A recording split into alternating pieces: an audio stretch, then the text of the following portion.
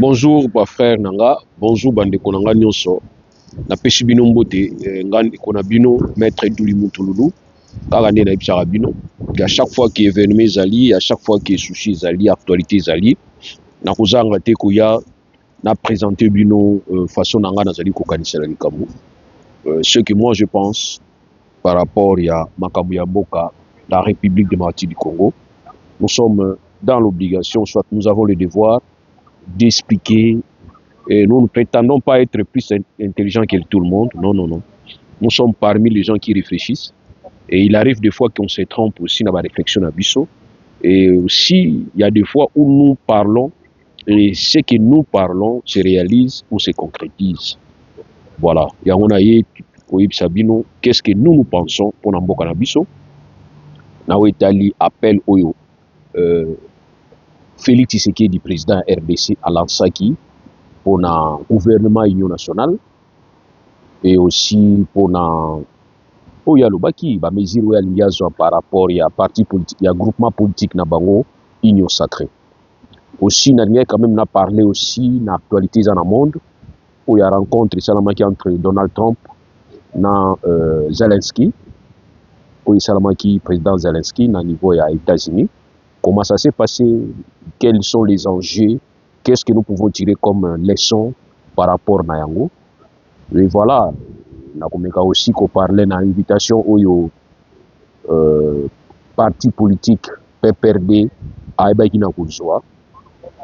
Face à déclaration, peut-être il y a autorité morale na bango.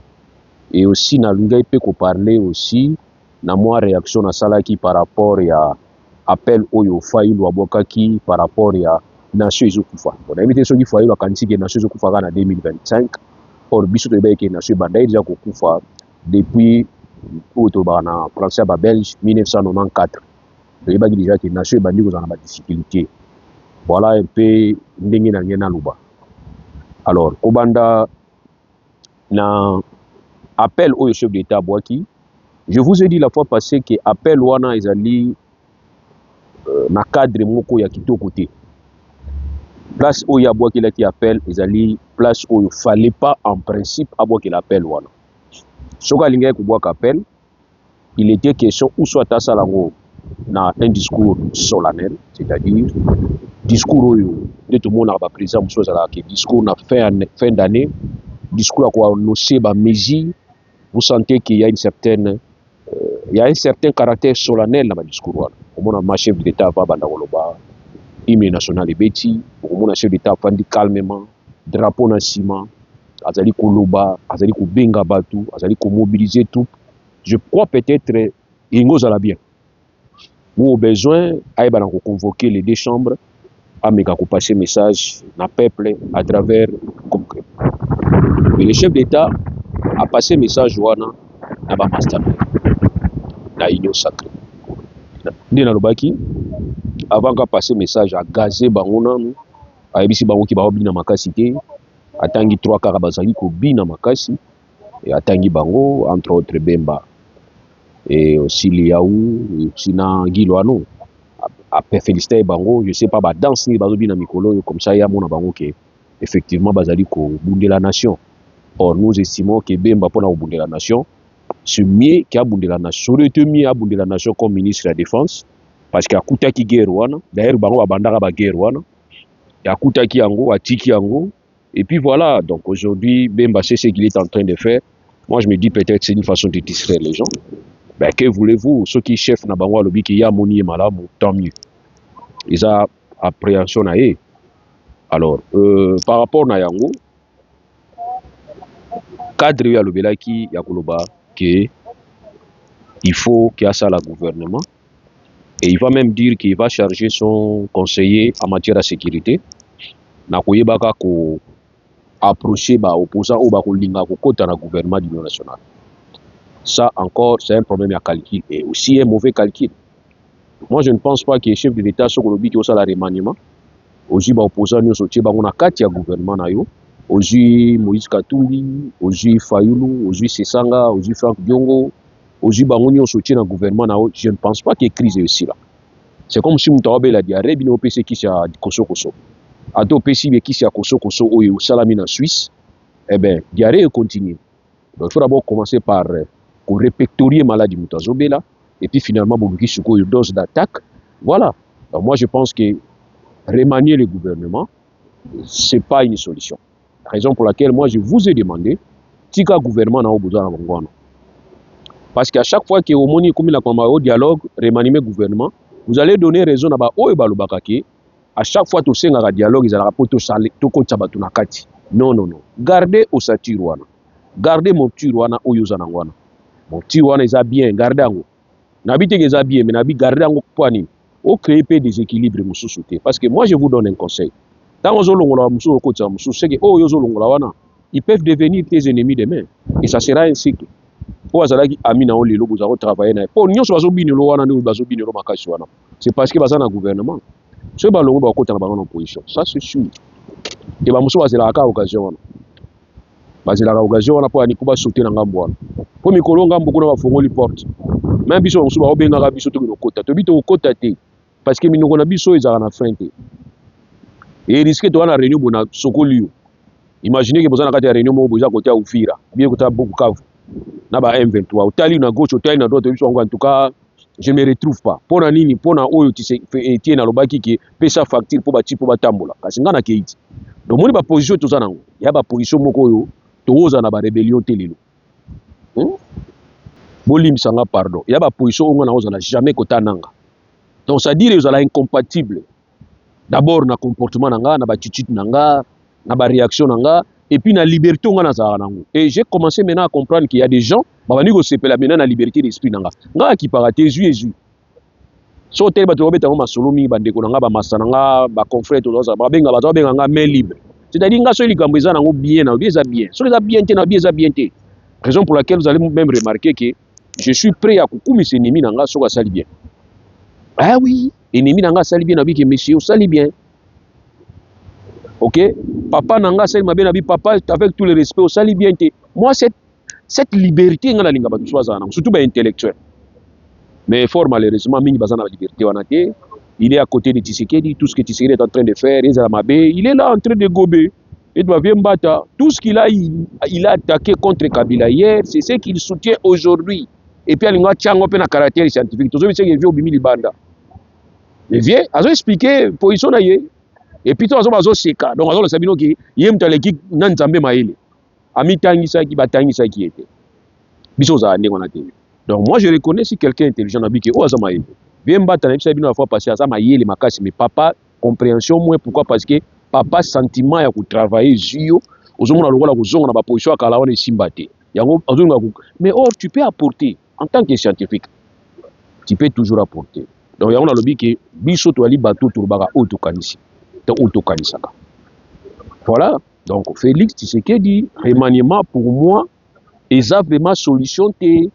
Vous risquez encore à vous retarder parce que dans tout ça, qu'est-ce qui se passe? Vous ne comprenez pas ce qui se passe actuellement. Il se passe que bazo distrait Tshisekedi. Comme ça, je attends qu'on dirige. Aujourd'hui, quand vous parlez de remaniement, c'est que tout bloque. Nous sommes télémis. Rien que vous annoncez que vous avez le remaniement, il y a un ministère. Tout le monde va comme préoccupé dans le remaniement. Vous allez ça la masouté. Ou à qui n'a pas d'anganga, qui pas d'anganga. Mama kazu de teka mikolo makasi. Naba lunguila, naba masangambila. Vous allez les assouter.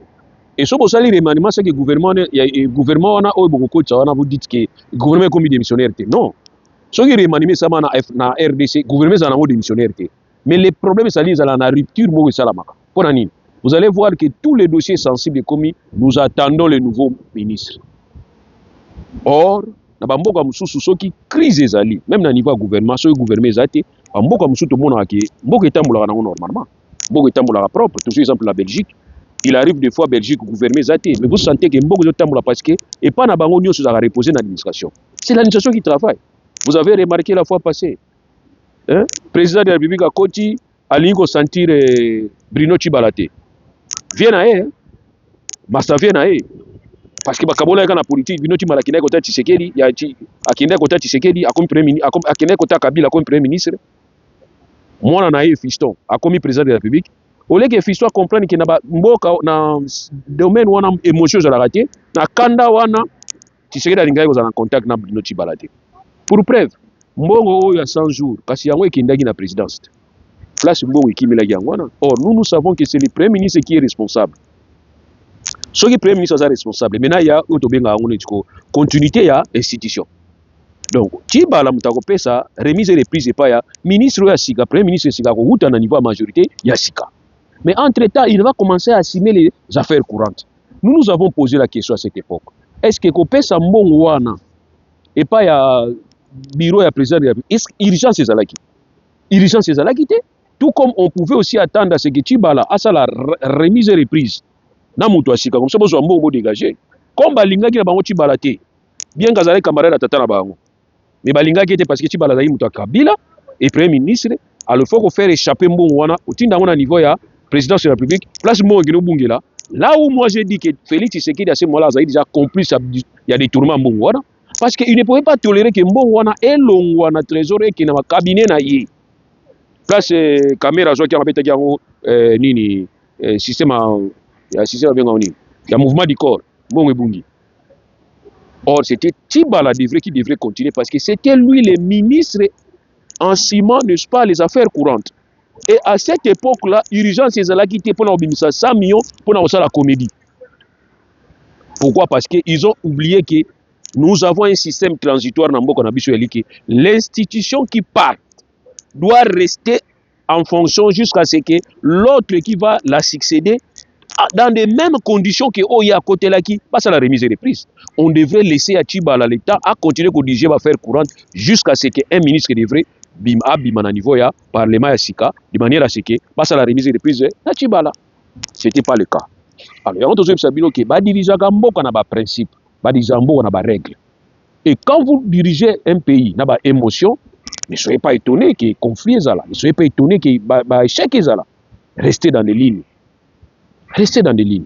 Donc ici, je voudrais vous dire que pour nous, nous avons compris que Mboka Nabiso est décollé ce qui vous allez toujours continuer à diriger le la Kabila dirigeaki et ce qui Kabila vous allez continuer toujours à se comporter le la Mouzé Laurent de Kabila dirigeaki et ce qui vous allez se comporter toujours le la Mobutu à dirigeaki. Alors moi je pose la question, pourquoi IDPS a passé qui t'a naé Mobimba pour critiquer le régime on a pas eu ça la zéro dia qui dans tout.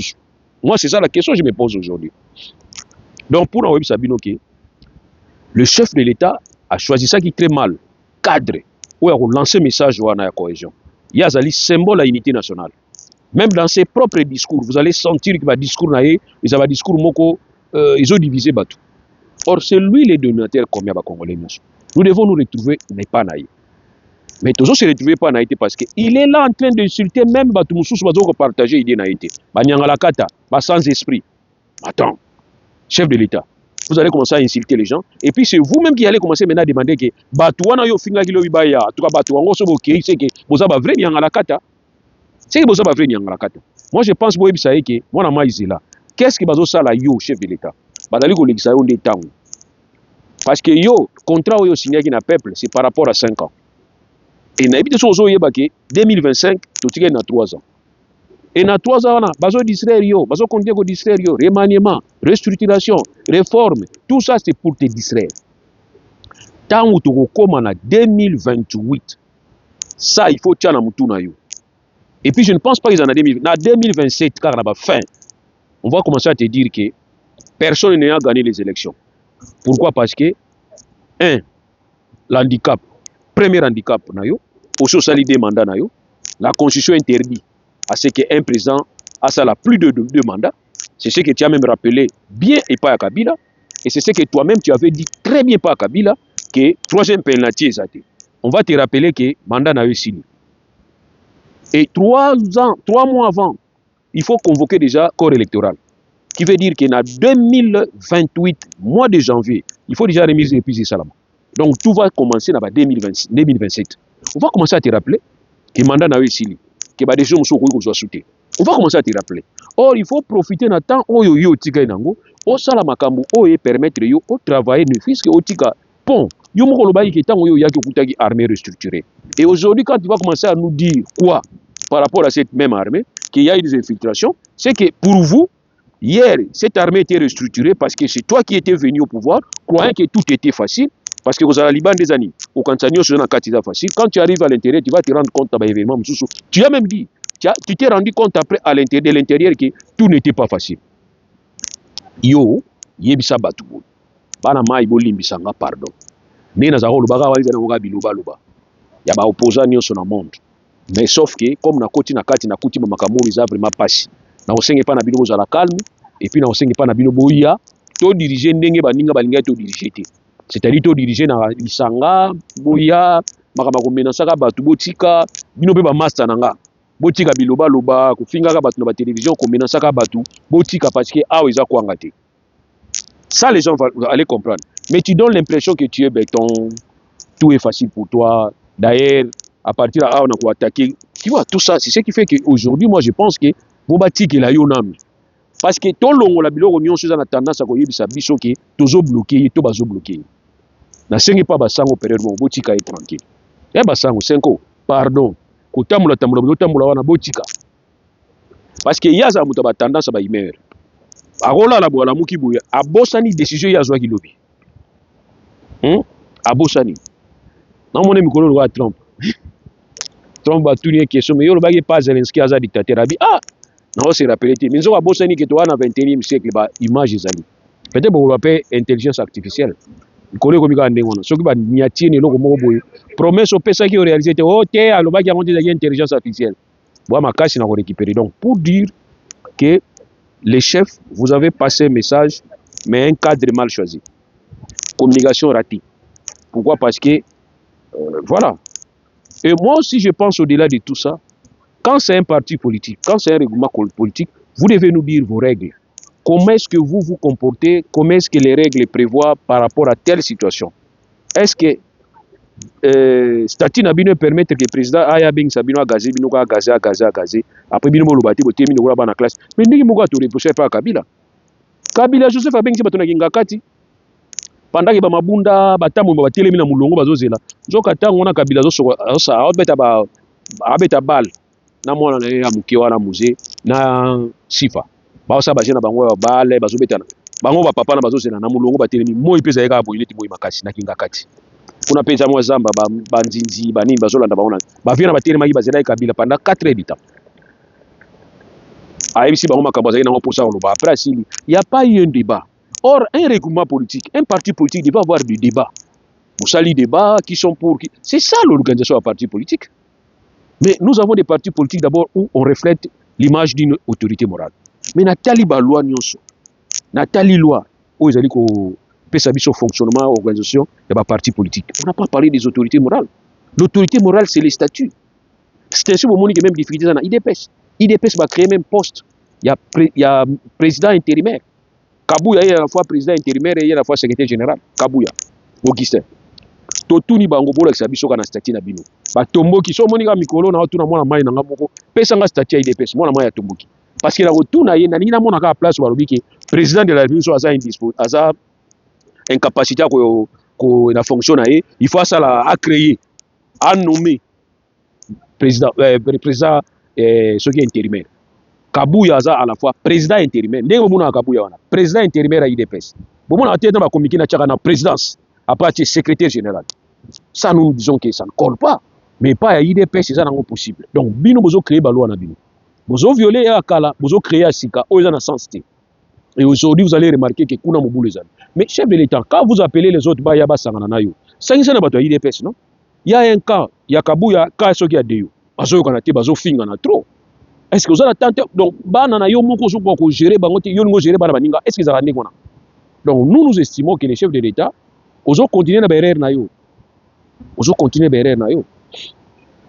Cadre ils bien choisi te, ils ont très mal choisi, il y a qu'on passer message wana. Par rapport à l'invitation au Bobeng ici PPRD. IDPS, vous avez été dans l'opposition. Tu vois là où je vous reproche trop.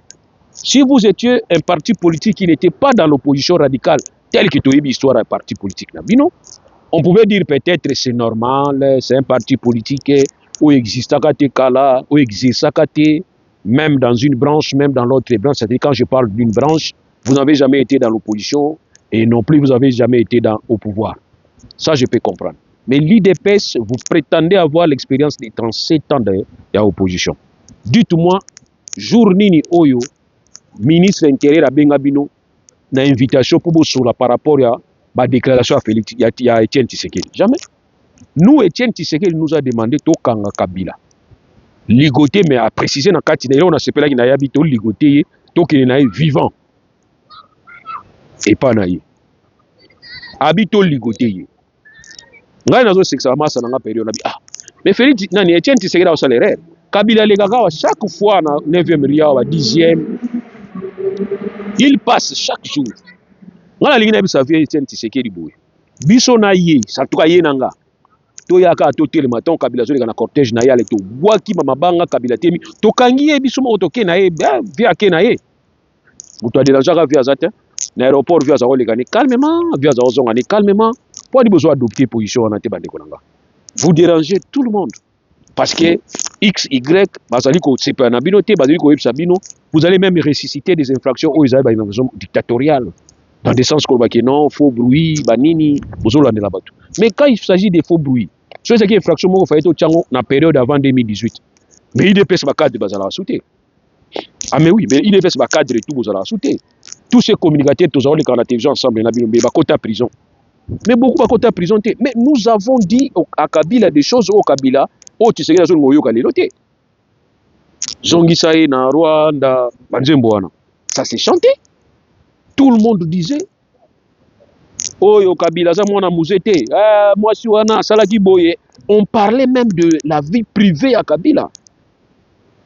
Mais aujourd'hui, tu comprends que bino beaucoup attaque. C'est ainsi que bino que oh bozo peut-être déjà mouké. Vrai attaque beaucoup joueront en 2028. Parce que na lire to kinango, je ne pense pas qu'il bomba mbongo. Parce que biso tchai Kabila pression to bisa Kabila bomba mbongo ba élection. L'organisation d'une élection, ça se passe pas à la fin ou au début des élections, mais ça se passe na mandat, na prestation à serment. Il y a président Sikazo Kota, tant bazo installer premier gouvernement zo banda bisala, ko banda ko bomba mbongo ba élection zo ya yangwana. Maintenant na tuni question. Boso bomba mbongo ba élection. Est-ce que boso bomba mbongo ko organiser ba élection? Question na tuni déjà quoi. Je ne pense pas pourquoi parce que vous n'avez pas cette volonté. Donc bino pona bino ka ne bolwaye ke tiye so koya. Mais tiye so koya, il faut avoir quand même ba gymnastique ni beaucoup ça là comme ça pour distraire biso tiye so koya. Et en plus bino mo faut à peine koyoka na entre bino koyoka les ati tiye so koya mkoloni. Félix, est-ce qu'on peut vous poser une question? Pouvez-vous nous, du moins nous présenter votre dauphin? Qui peut être votre dauphin? Moi j'ai toujours misé sur ton fils Tony. Et j'ai toujours aussi misé sur ta femme, ou bien maman Mat, et soit Mouniere, Gilles Mouniere. Voilà. Voilà. Donc, pour vous dire que Félix Tshisekedi, votre appel, Toyoki Angomen, je pense que Ezali, ils ont convaincre. Ils ont convaincre parce que c'est comme si Yomo Kozano n'a pas ça dans côté, vous avez chargé Moutoua Talango. Or, Yomo fallait s'occuper d'ango. Dans le salaka, ba consultation pour na solo na ba partie prenante ou permettait qu'il y ait la déboulonnage à Kabila, vous avez eu le temps vous-même. Et puis je vous ai toujours dit que aux angaki feasible pour permettre à jouer bouclier na yo politiquement. Quand vous avez déboulonné Kabila, vous avez utilisé Jean-Marc Kabound ou soit Jean-Marc Kabound s'est donné pour na la bouclier de manière à ce que Jean-Marc Kabound avait la possibilité ya ko quota na ba coin nyonso ba recoin nyonso pour obtenir un compromis. Raison pour laquelle vous allez remarquer, même nous on s'est posé la question à cette époque, mais comment à chaque fois que le chef d'État va consulter, il est toujours à côté de Jean-Marc Kabound.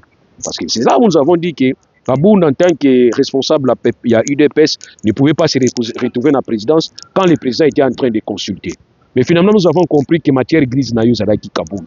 Parce que Kabound savait comment s'imposer, même si tu as perdre Kabound, tu as convaincre. C'est ce que nous avons compris après. Et finalement, aujourd'hui, au monani vide et monani pourquoi? Parce que vous n'avez pas quelqu'un qui a joué rôle. Imaginez Kabound qui va te dire retirer ta signature dans les 24 heures. Sans retirer, nous allons prendre des dispositions. Et vous l'avez retiré. C'est là où nous avons compris que Kabound avait un aura. Hein, ça, je ne suis pas de lui, je ne suis pas avec lui, mais du moins, c'est ce que nous avons senti. Il avait un aura. Où ils vont permettre de protéger politiquement. Mais quand il va remplacer Kabound par Kabouya, eh bien écoutez, c'est là la descente aux enfers. Descente aux enfers, Yangwana. Quelqu'un qui passe qui sont pour ça la discussion, la déclaration, monsieur Abandé Koloba déjà, 5%, 5%. Il y a des choses qu'on dit et qu'on ne dit pas en public. Hein? C'est vrai, parti politique à cause de pas battu à nommer. Mais on ne peut pas écrire ça dans la communiqué, comme ça dans une déclaration. Et puis voilà, ça a créé des problèmes inutiles à cette époque-là. Il y a un problème de moralité. Oui, il y a un problème de, comme un problème de commerce. Ça, c'est signé Kabouya. Nous avons déjà compris qu'avec cet allure, et les loyaux, il est parmi Bato, aider vraiment aux difficultés. Parce que quand toi tu avais parlé, instructeur, il y a militaire, Rouméwana, et Kabouya va nous dire que comme mercenaire, c'est là où nous comprenons que quelque part, ma sauvé la raté. Je voudrais aussi, par rapport à l'approche politique de l'Union sacrée, il faut que ma sauvé là, parce que ces mêmes horaires au Kabila Salaki, à mon abattoir, on est fidèle naï. C'est-à-dire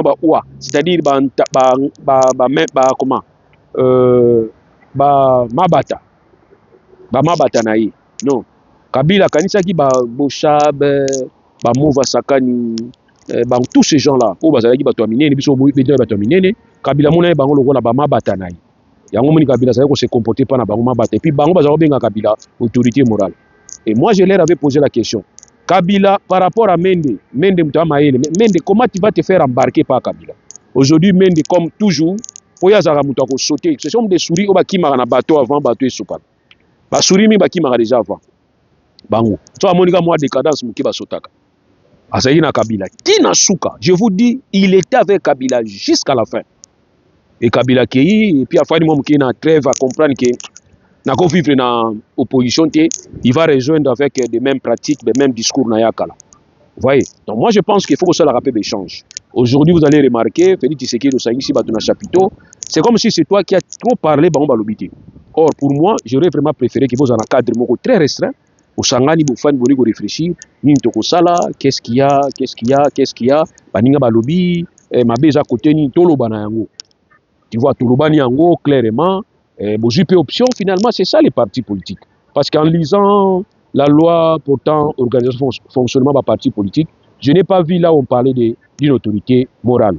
Et au-delà de tout, président de la République, en principe, dans le statut, tu ne peux pas réunir avec moi politique ou parler politique.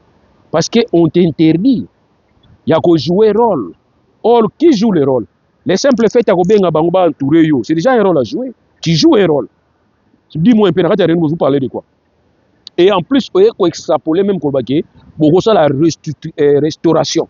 Vous allez restaurer l'union sacrée.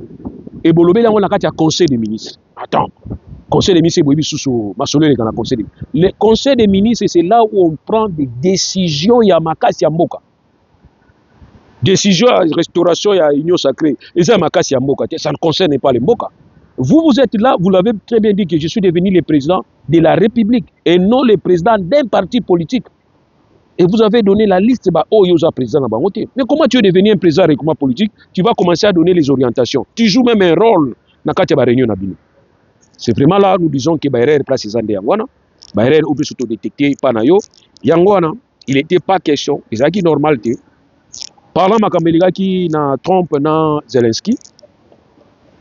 Bon, Zelensky, je commence à l'admirer. Vous allez remarquer la situation à Ukraine, et à peu près la même situation à Bissau. Alors, il faudrait tout simplement qu'on tire les leçons et qu'on la peine de se comporter. La Russie, il y a Poutine, va agresser l'Ukraine.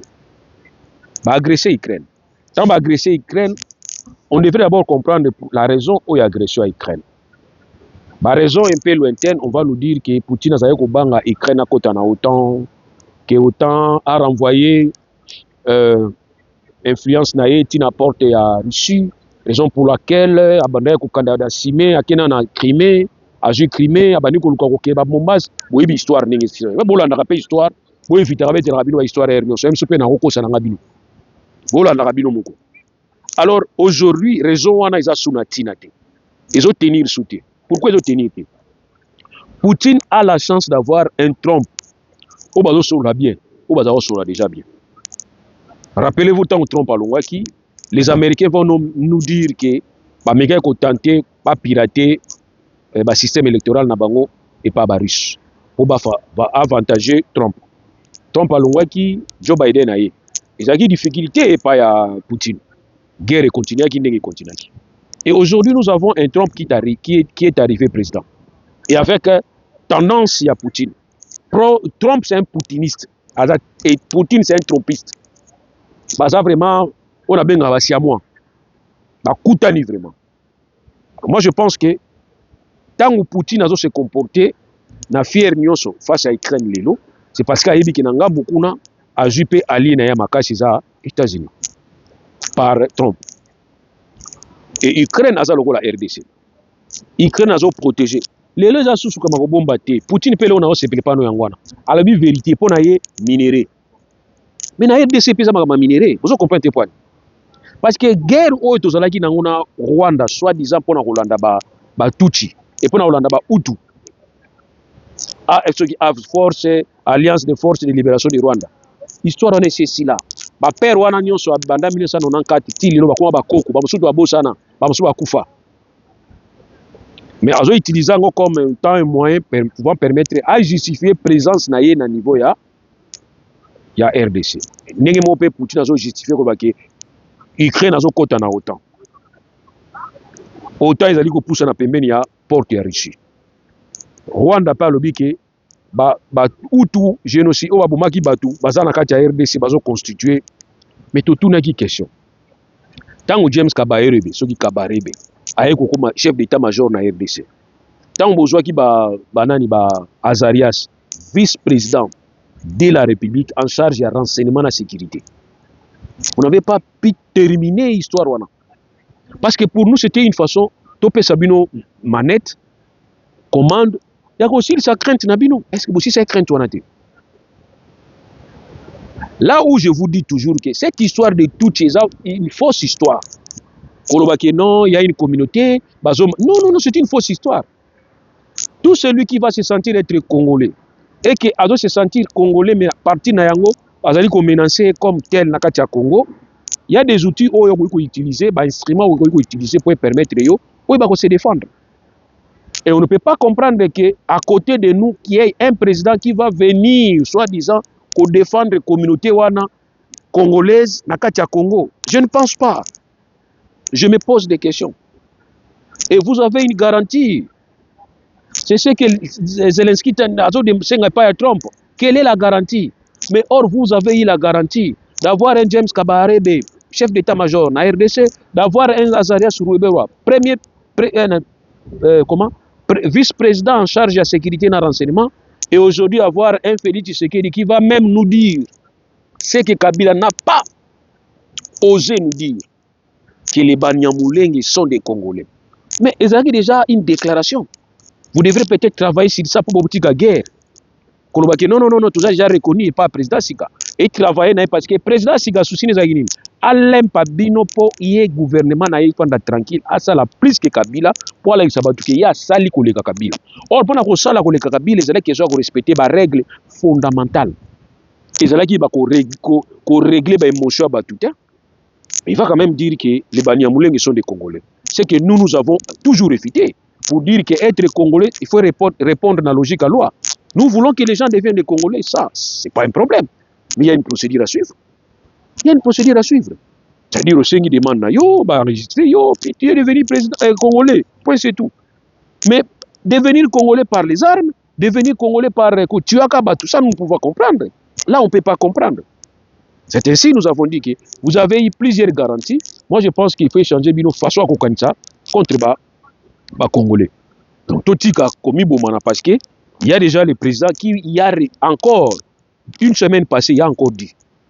Il a encore répété pour dire que les Banyamulenge, à l'obiango du sous, et à Pekis même Batounaïe, Batika ko s'apprendre na Batouchi. Il a dit, et nous lui avons dit que Tanga Kombo ya Batounayo IDPS.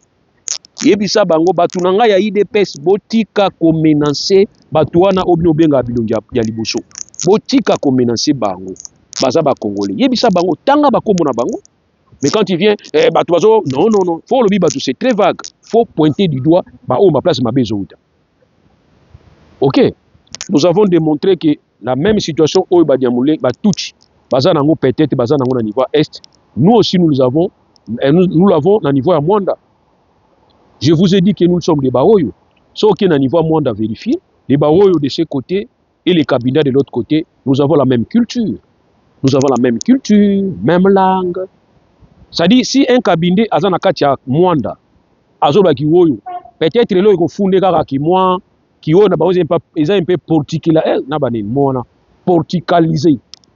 Moi ba portugais na kati. Mais so la zoba kiwoyo, ngana oyoka. So ka bina ba kiwoyo, yepa oyoka. Un mouoyo qui se retrouve na katia kabinda, so ba kiwoyo.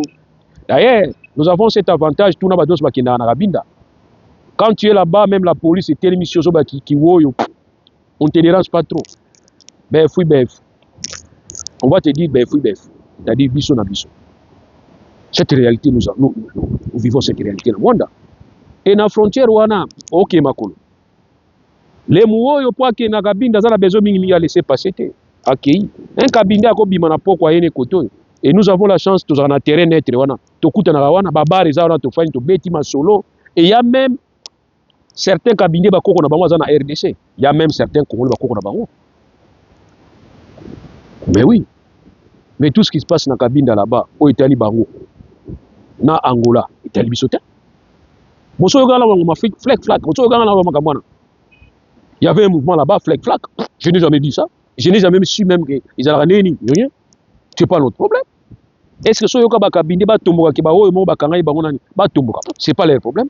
C'est ce que nous demandons aussi na Batuchi. Le peuple qui réside tout au long de la frontière, nous avons toujours ce genre de problèmes. Mais les problèmes, il faut y place au Tchamakolo. La RDC a une particularité dans l'Italie nationalité. Elle est une exclusive. C'est-à-dire si tu optes pour devenir Congolais, Bossa Namboka nous en face. Mais il y a certains Tutsi qui voient toujours Makolo na bango, Nzoto na bango na RDC, Mitema na bango na Rwanda. C'est ça aussi le problème, et pas na bino. Et ensuite, au-delà de tout, vous avez un président rwandais qui, à chaque fois que Simbilito ya Tutsi moko atombo qui a Simbilinduki. Tout ça, on ne comprend pas. Alors, na pire respect au Baké, les Tutsis sont nos frères africains, sont nos sœurs africaines.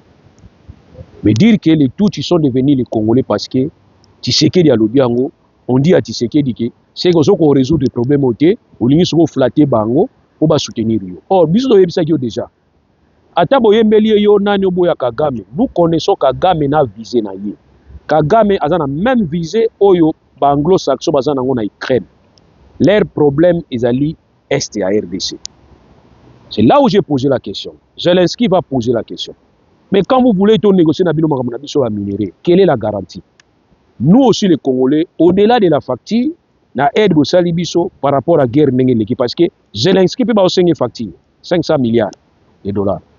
Biso le baki ke boya to solo là. Comme Donald Trump a besoin de solo parce que lui il est plus commerçant que diplomate.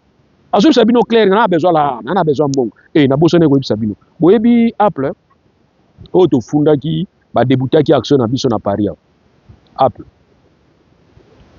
Donald Trump alobi que Apple a se prendre makati ba investir au moins plusieurs milliers de dollars américains à ce pays investisseurs wana makasi.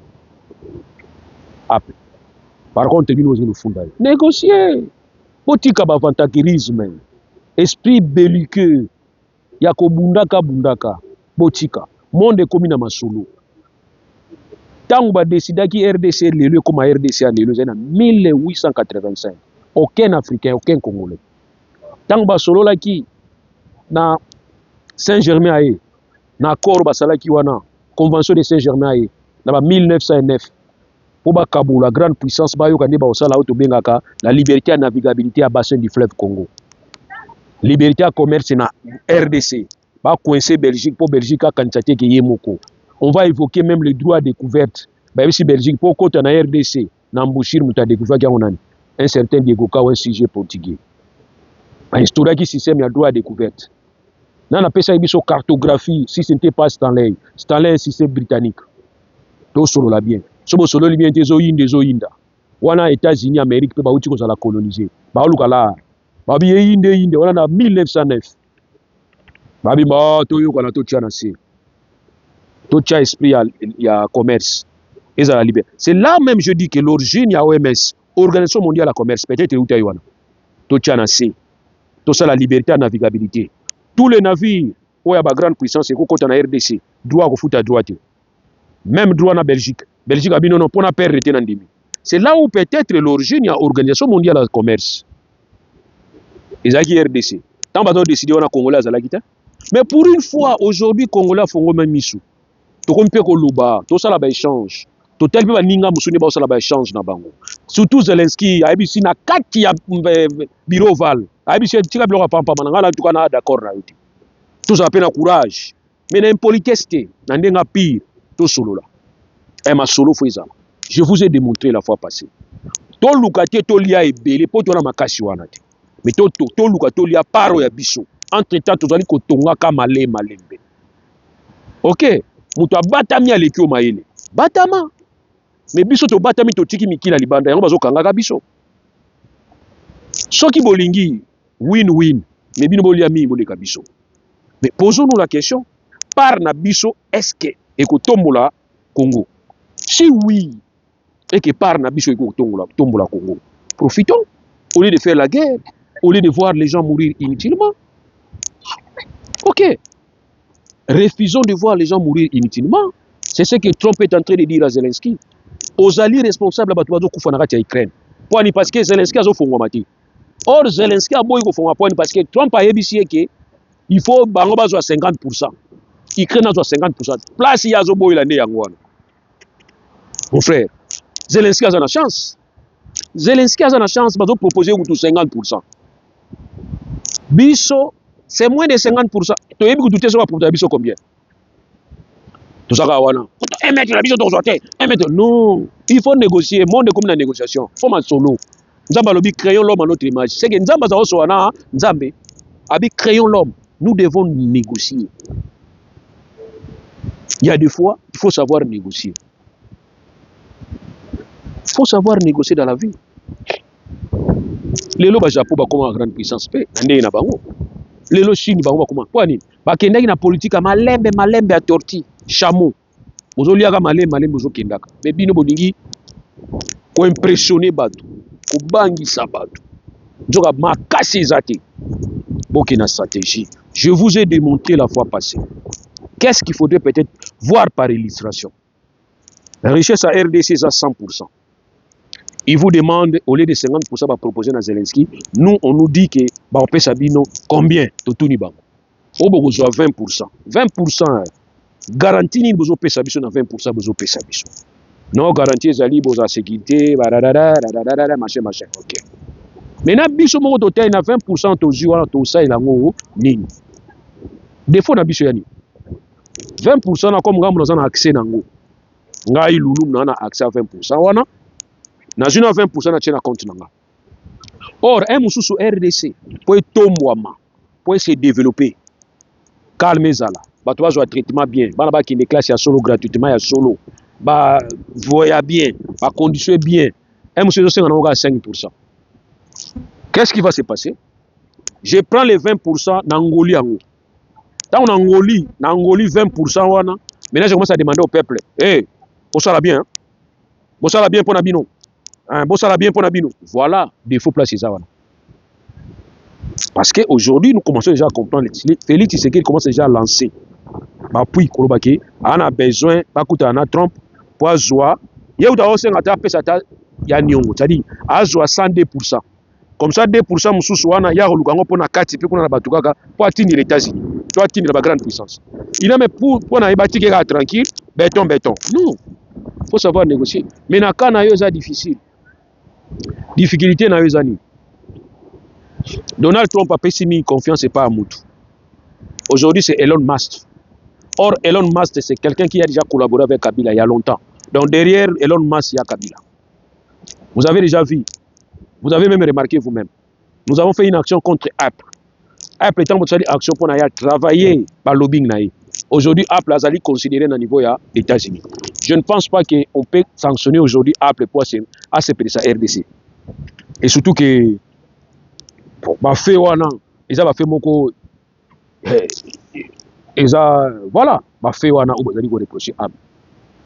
Apple se retrouve dans un système où il finit et quand on a mis ça fait 30 ans. Apple a un système. Même quand on va sanctionner Rwanda, Rwanda ne vit pas dans biloko eutaka na Europe directement na ba corps na bango non. Azo vivre na ba parallèle, c'est-à-dire na ba marché noir. Na RDC na Est, ils ont fait vivre bango, ils ont marché officiel té, et on a ba contrat té, oh non ba signé qui contrat collaboration na Union européenne, yango té. La grande partie ils ont un marché noir, oh ils ont mis ce mot na raté. Il y a des ba bureau kuna zakuna. Ba bureau zakuna zo ba coltan, ba ninyoyo, ils ont kenango illégal na douane té. La fois passée je vous ai démontré, il y a l'or qui quitte Mambasa. Oh bah sinon bazo exploité. L'or est le Mambasa. Ils ont les Mambasa dans la zone contrôlée par le gouvernement central. Après côté ba gouvernement, oh ba rebelle, ba Zaïre, Motomboki, ba Nanyo, ba Morgan et les qui côté na bango. Or wana, or tout te ke or bon non, ba ba voitaka. Ba zui ba tiena ba ben, ils ont les ba Caron ba Caron ba simba ngote. Ils à la côté RDC, ils à la côté ba rebelle, Caron les qui et côté Uganda ou bien côté Rwanda. Est-ce que tu as évalué combien de gens? Quand il faut faire vivre, alors, mais la coopération, c'est na RDC, na Union européenne, et vous avez 10%, oh, 90% échappe à Bisso. Oh, bah, suspendre la coopération, bino c'est payé, bah, suspendre la coopération, il y a 10%, bon, 90%. Il va continuer à vivre. Nous avons tourné à la grande puissance. Qu'est-ce que les Rwandais vous donnent au moins à coopération? C'est là où il faut commencer à réfléchir. Mais Félix, quand tu vas commencer à dire ça aux grandes puissances, il ne faut pas dire que qu'est-ce que je dois vous donner pour protéger mon pouvoir. Parce que pour nous, on va dire au cause de l'éternité. Les impérialistes ont compris qu'ils ne peuvent plus battre ça comme à force. Nous devons avoir des institutions fortes, pas des hommes forts. Parce que les hommes forts, vous voyez, les gens qui vont Mali, ils se perdent. Oui, les Burkina Faso, c'est pas non. Les Niger. Parce que dans Mali, dans Burkina Faso, ce ne sont pas les institutions. Et ça, la mouga télé bango. Alors, bah pesa yo makas, otika la wana pour un jour télé bango. Ya on va liba affaiblir biso. Mais ce qui est important, c'est comme je viens de dire, tout le monde va parler na biso zani. Qu'est-ce que la RDC peut gagner dans le cadre de la coopération win-win à terre mouké. Mais moi, je sais que même si on nous donnait 20% de ce qui devrait nous revenir, et avec les 20%, en tout cas, si un président de la République peut mettre à la disposition à RDC ne fût-ce que 5% de ce que nous allons gagner, je crois peut-être la République du Congo pouvait se retrouver. Comme ça, entre-temps, les choses peuvent s'arranger, malembe, tolongana na 5, tomatina 7, tolongana 7, tomatina 10, ça dépend à force de Rosanango, et ça dépend de Rosanango en face. Merci beaucoup, Nabino Nsobojili. Bakuya Rolandanga, Tina Souka. Sima soko s'abonner qui te s'abonner na mona ke mi bozo landanga na ba onyo soto yo sala bango débat bozo finga souté beaucoup ko yoka biso ça va parce que vous comprenez que auto yib sarabino si les 100% 10% c'est solo bozo tenir compte à 10% merci Nabino. J'ai toujours dit que alphabet azali intellectuel pas azali un alphabet ezali oyo ayebi kotanga oyo ayebi kokoma un intellectuel eza oyo ayebi kotanga oyo ayebi kokoma oyo ayebi comprendre et puis ayebi interpréter. Mais malheureusement bato tosala bango discussion mingi baza ba alphabet, c'est-à-dire bayebi kotanga bayebi kokoma surtout na droit surtout na ba loi. Je vous dis droit loi eza na ba principe eza na ba exception. Quand tu es fort na ba principe il faut y ba exception. C'est très important. Un bon juriste, c'est celui qui maîtrise les exceptions. Et aussi, c'est celui qui sait aller au-delà de l'esprit même de la loi. Or, la loi est composée de la lettre et l'esprit. Tout ça, la débat na bato bazaka makasi. Tout ça, la débat n'est-ce pas na bao bazaka makasi na kotanga français. Or français to yebi. Mingi ba yebi français makasi. To fanya la mboka ba français. Même si on a éviter. Merci beaucoup Nabino, na pesi bino mbote. Bo s'abonner mingi. Merci.